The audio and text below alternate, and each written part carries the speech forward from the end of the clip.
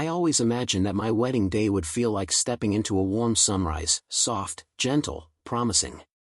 But when I walked into the hall decorated with golden drapes and white lilies, the air felt strangely heavy, almost unfamiliar. Guests smiled at me, some raised their glasses, but something in their eyes hinted that they knew something I didn't. Still, I pushed the uneasy feeling aside. Today was supposed to be the happiest day of my life. I scanned the room for Marin, my bride. When I finally saw her sitting gracefully at our table, my heart softened. Her dress shimmered under the chandelier, and the veil framed her delicate features. She looked breathtaking, yet distant. I walked toward her, relieved to finally be at her side. As I reached the chair next to her, she leaned forward slightly without even looking at me and whispered, barely audible. "Not here, go sit in the guest section." I froze. The hum of voices around us faded. My fingers stiffened on the back of the chair. For a moment, I wondered if I misheard her. But then she finally looked at me, and her eyes held no warmth. "Marin, what do you mean?"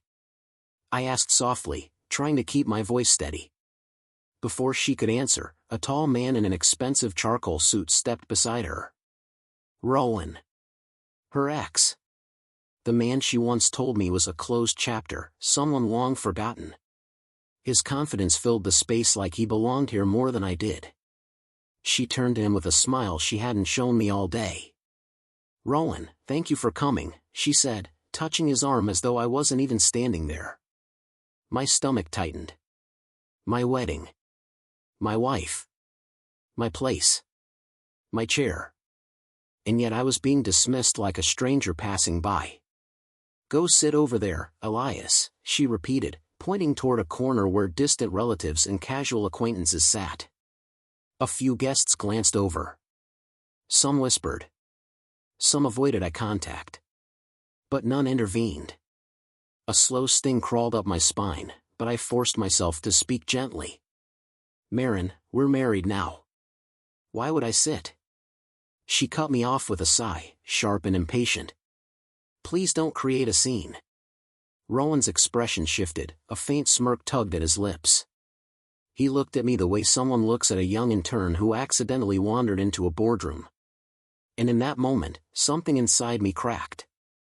My heart wasn't just breaking, it was waking up. If this moment shocked you, take a second to support this story so it reaches more people who love meaningful narratives like this. I stepped back, trying to keep my breathing calm. "Why is he even sitting here, Marin?" "That's my seat." Before she could answer, Rowan leaned back casually in the chair I had tried to take. "Relax, Elias. I'm just keeping the bride company. After all, old friends should stay close. Don't you agree?" His words were soaked in arrogance, but what hurt more was Marin's silence. Her agreement. Her comfort in his presence. I swallowed hard. "Is this what you want?" She avoided my eyes, adjusting her bracelet instead. "Just make it easy today. Please." Her tone wasn't pleading, it was dismissive. A deep ache settled in my chest, but something else, darker, heavier, began rising too. A feeling of betrayal that tasted like metal. I walked slowly to the guest section, every step hollow. Leora, my cousin, caught my arm as I passed. "Elias, what's happening?" she whispered. I forced a small smile. "I'm not sure yet." But I was sure. Something was terribly, irrevocably wrong. If the universe was trying to warn me, it was screaming now. I sat down, trying to piece together how the woman who once cried in my arms, who once promised loyalty and love, could look at me like a burden today. Tell me in the comments, what would you do if this happened to you? A waiter passed by. "Champagne, sir?" I took the glass, though my hands trembled slightly. My dreams were unraveling one thread at a time. Across the hall, Rowan leaned closer to her. She laughed softly, softly, in the way she used to laugh with me. I clenched my jaw, trying to remain composed. For a moment, Marin glanced my way. Our eyes met. Instead of guilt, I saw irritation, like my presence was disrupting her comfort. And that's when it hit me. This wasn't sudden. This wasn't a mistake. Something deeper was hiding underneath. If your heart clenched reading this, type strong in the comments to show you're standing with Elias. I tightened my grip around the champagne glass and whispered to myself, I need answers, tonight. Little did I know, the truth waiting for me would hurt far more than her whisper ever could. The wedding dinner began, but I could barely taste the food placed before me. Every clink of a glass, every burst of laughter, every stolen glance in my direction felt like another quiet insult. I kept replaying her whisper in my head. Not here, go sit in the guest section. It echoed like a cruel riddle I couldn't solve. When the speeches started, I straightened slightly, expecting at least a moment of acknowledgement. Rowan stood instead, lifting his glass with a confident ease. To Marin, he said warmly. To the woman who's always known what she deserves. People clapped. I didn't. Marin smiled at him, then gave me a quick, fleeting look. Something in her eyes flickered, but it was gone before I could decipher it. After the applause faded, she leaned in and whispered something to Rowan that made him chuckle softly. His hand rested briefly on her chair, close enough to her waist to sting my pride. I exhaled slowly. Patience had its limits, and mine was thinning fast. If you've ever experienced a moment that shifted your entire understanding of someone you loved, share this story with someone who will feel the weight of it too. When dessert was served, I stood and quietly slipped out of the hall. The string lights outside cast a warm glow, but the cold inside me only deepened. I leaned against a pillar, trying to gather myself. That's when Celeste, Marin's childhood friend, walked toward me. Her expression was conflicted, sad, almost guilty. Elias. I need to tell you something, she said. My heartbeat quickened. What is it? She hesitated. Marin didn't want you to know today. But you deserve the truth. I felt my chest tighten. Just tell me. Celeste swallowed. Rowan, he came back into her life 3 months ago. She didn't tell you because she wasn't sure whom she wanted. A cold shiver ran down my spine. She said he'd changed. That he was successful now. Stable. And when he offered to help pay for part of the wedding, she felt indebted. Indebted?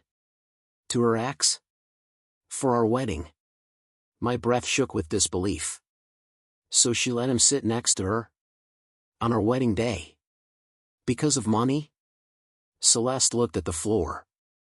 Part of it, yes. But there's more. She said she wanted to see if Rowan still cared. And Elias. I think she's still torn. I closed my eyes, letting the truth sink in like poison. My wife. Confused about whether she wanted me, or her ex. On the very day she vowed forever. I pressed a hand to my forehead, fighting the dizziness. Why are you telling me this? Because you're a good man, Celeste whispered. And I can't watch you get hurt like this. Anger, betrayal, and heartbreak warred inside me until the emotions felt indistinguishable. I should have seen it. Her distance. Her nerves. Everything. Celeste touched my arm gently. You deserve someone who chooses you without hesitation. Her words cracked something open inside me, a truth I'd ignored for too long. If you're still reading, type choice in the comments. It shows you believe no one deserves to be someone's backup plan. I steadied myself. Thank you, Celeste. Before she could respond, the door behind us opened. Marin stepped out, her expression tense, her veil fluttering slightly in the breeze. There you are, she snapped softly. Why did you walk out? People are asking. I looked at her, the weight of the truth burning behind my eyes. We need to talk. She crossed her arms. Can it wait? Rowan's giving a toast again. That was it. The final crack. The end of whatever fantasy I had been clinging to. No, I said firmly. It can't wait. Did you really bring him back into your life while planning our wedding? Her breath hitched. The denial I expected never came. Instead, her shoulders slumped slightly. Elias. I didn't know what I wanted. My jaw clenched. Then why marry me? She looked away, tears beginning to gather. Because you were safe. Steady. And he was everything I once loved but thought I lost. So I was your certainty, I said quietly. And he was your excitement. She didn't answer. Silence said enough. I stepped back. You told me to sit with the guests because you were more comfortable with him by your side. On our day. A tear rolled down her cheek. I'm sorry. Sorry doesn't fix what you already chose, I whispered. Her breath trembled. Are you leaving me? I felt a strange calm settle over me, a clarity I hadn't felt in months. I'm choosing myself, I said. Since you couldn't. I turned to walk away as her soft sobs melted into the night air. Rowan stood in the doorway watching, his expression unreadable. But for once, it didn't matter. I wasn't competing anymore. I wasn't begging. I wasn't staying. And as I stepped back into the hall to gather my things, a few guests looked at me with pity, others with admiration.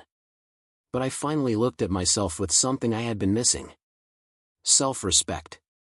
If this story moved you, like, comment your thoughts, and subscribe so you never miss powerful emotional stories that mirror real human choices and courage.